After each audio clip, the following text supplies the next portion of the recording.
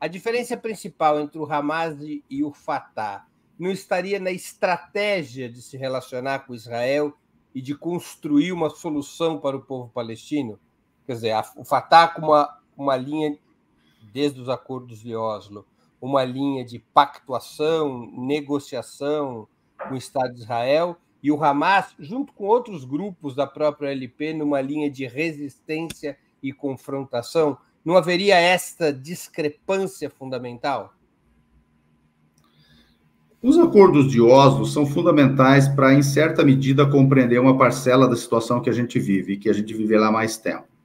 Há um conjunto de forças palestinas, que não é apenas o Hamas, por exemplo, e dentro do próprio Fatah houve sérias críticas e por isso houve rupturas internas. Hoje em dia você tem na Palestina 5 Fatah, que eram críticos e foram fortemente críticos de Oslo, não só pela desvantagem muito grande territorial para os palestinos, de apenas 22% do seu território histórico, mas também porque não apontavam resolutamente para questões-chave, como a dos refugiados, por exemplo, do retorno dos refugiados. Há várias críticas. Tem algumas críticas que soam melhor e outras que soam menos boas. A do Edward Said, por exemplo, é fortemente crítica. Ele escreve um artigo a respeito em outubro de 1993, um mês depois da assinatura dos acordos. E ele, nesse artigo, maliciosamente sugere que o Arafat não aceitou, no final dos anos, na segunda metade dos anos 70, uma proposta estadunidense, que, na verdade, aquela proposta nada mais era do que aquilo que o Trump sugeriu depois. Inclusive, não estavam contemplados os refugiados. E era para interpretar aquela perspectiva à luz da resolução 242, que o Arafat, naquele momento, refutava, porque ela não citava o povo palestino e não dizia que territórios seriam ocupados, ou seja, todos os territórios conquistados deveriam ser desocupados, ou apenas alguns territórios desocupados. Então, tem várias críticas nesse particular. Agora, o que diferencia hoje? Diferencia o tratamento que Israel deu à questão. Israel é que sepultou os acordos de Oslo. A partir de, foram assinados em setembro de 93, em novembro de 95, Isaac Rabin, que assina pelo lado israelense, é assassinado por um colono judeu, e esse assassinato foi festejado pelo Likud, foi festejado publicamente pelos militantes do Likud, e foi festejado pelo Ariel Sharon e pelo Netanyahu, naquele momento. Ali começou a ser destruído Oslo. Em 2000, Oslo começa a ser sepultado com a chegada do governo do Likud, e novamente Ariel Sharon, e logo depois Netanyahu começa a ser sepultado. E os Estados Unidos permitiram que isso acontecesse. Em 2006, como você lembrou, na eleição legislativa, uma eleição anterior, 2005, venceu o Fatah a presidência, com o Abbas sendo eleito. Em 2006, na eleição legislativa, o Hamas e um conjunto de forças aliadas obtêm maioria parlamentar e tentam conformar um governo com o primeiro-ministro, que foi o Haniyeh.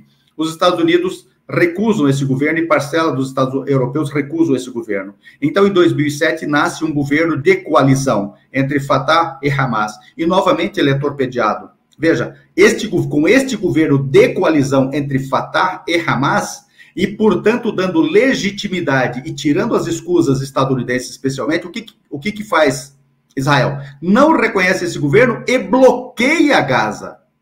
Este elemento histórico é fundamental detectar. Se não detectar este elemento fundamental, não haverá compreensão plena.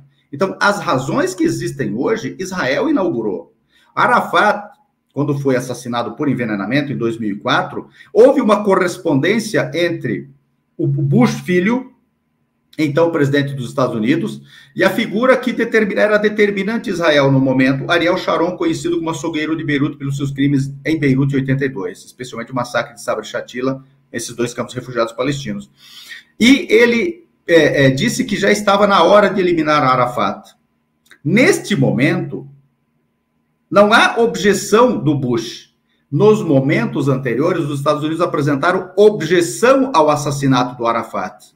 Neste momento, com Bush, não há objeção ao assassinato de Arafat. Por isso que o bloqueio dele na Muqata, em Ramallah, sede administrativa do governo palestino, e a sede onde ficava, a instalação onde ficava o Arafat, foi cercada até a sua saída, já perto da morte, para ser tratado num hospital militar em Paris, e lá ele morre, e alguns que fazem as autópsias detectam presença muito acima de qualquer possibilidade de normalidade de polônio. Polônio é uma forma de urânio enriquecido que, em contato com o corpo humano, leva o corpo humano ao colapso. E foi isso que aconteceu com o Arafat. Então, me parece que nós precisamos dessa leitura histórica um pouco mais ampliada para compreender esse processo. Neste momento, como está a relação do Hamas com a autoridade palestina? E te faço uma pergunta objetiva. Você acredita na possibilidade de uma terceira intifada na Cisjordânia que possa confluir em apoio à resistência na faixa de Gaza? É possível que nós estejamos até além disso. É possível que nós estejamos numa intifada em todo o território da Palestina histórica, porque o apartheid está recrudescendo. Não há notícias, há uma invisibilização total do apartheid em vigor sobre a população palestina que reside nos autoproclamados territórios de Israel, esses tomados entre 47... Os chamados árabes israelenses. Que são palestinos não judeus. E nesse particular é uma curiosidade muito poderosa. Nessa sociedade chamada israelense, entre 21% e 23% são palestinos originários não judeus. E uma coisa curiosa que as pessoas nunca falam é que tem uma parte da sociedade israelense judaica que é palestina originária, porém de fé judaica, que foi incorporada ao projeto. E outros 50% da população israelense, devido à falência do projeto sionista em importar euro-judeus para o projeto de colonização e limpeza étnica, após 48 são árabes e foram importados. Então nós temos que 80% da demografia de Israel hoje é árabe, semita, e não euro-judaica, embora o monopólio estatal, o monopólio das políticas, o monopólio do apartheid seja euro-judeu, sionista euro-judeu.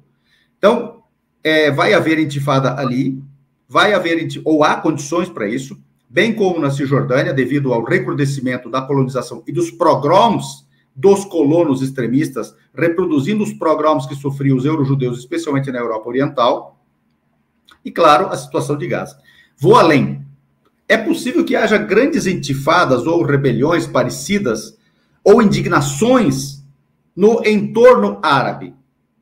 Nesse entorno árabe que está, hoje em dia, caminhando para ser BRICS. É bom lembrar que Israel é uma base estadunidense, é um bunker estadunidense, e os 3 estados mais importantes da região, Irã, Arábia Saudita e Egito, estão no BRICS.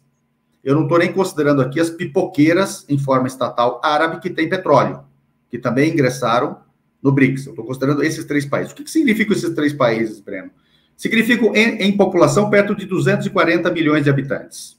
230, pelo menos. Significa, em termos de território, mais de 4 milhões de quilômetros quadrados, 4 milhões e 400, provavelmente, e de PIB, pela paridade do poder de compra, alguma coisa perto de 4 e poucos trilhões de dólares. E o que Israel representa? Apenas 300 bilhões de dólares, dos quais grande parte é ajuda econômica direta do Tesouro estadunidense, e para o Brasil dão um prejuízo anual na balança comercial, nos anos retrasado, passado e até setembro deste ano, um déficit em desfavor do Brasil, claro, na balança comercial com Israel, de 1 bilhão 275 milhões de dólares. Quer dizer, o Brasil nem pode alegar razões econômicas para romper relações com Israel. Israel promove genocídio e apartheid. Foi exatamente isso que levou o mundo a isolar a África do Sul. Com a diferença de que a África do Sul não bombardeava os guetos. Israel bombardeia Gaza e bombardeia os territórios palestinos ocupados, também cercados. E mais uma diferença fundamental. O genocídio, tanto os genocídios anteriores acontecidos e mesmo aqueles durante a Segunda Guerra Mundial, bem como o apartheid, não eram televisionados como hoje, sob propaganda de guerra. O que falta, portanto, para a humanidade compreender que Israel precisa ser isolada urgentemente, antes que o primeiro genocídio televisionado da história seja validado, a limpeza étnica seja validada, o extermínio do povo palestino, especialmente em Gaza, seja validado, a primeira transferência populacional televisionada seja legitimada, a primeira solução final televisionada seja legitimada. O que falta? É imperioso que haja uma ruptura e um isolamento de Israel. Chegou a hora de a humanidade, os países, a comunidade internacional, estudar uma intervenção bélica para salvar o povo palestino.